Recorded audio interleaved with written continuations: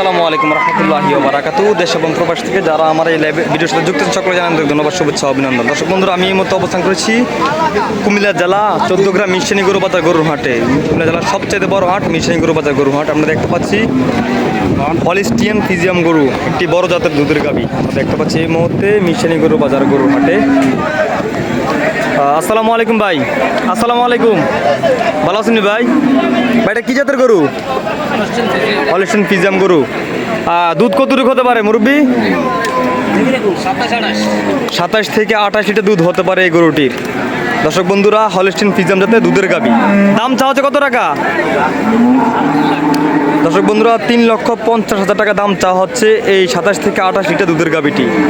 তো দর্শক বন্ধুরা, এই কাস্টমার কত টাকা বলছে ভাই? কত টাকা বলে কাস্টমার?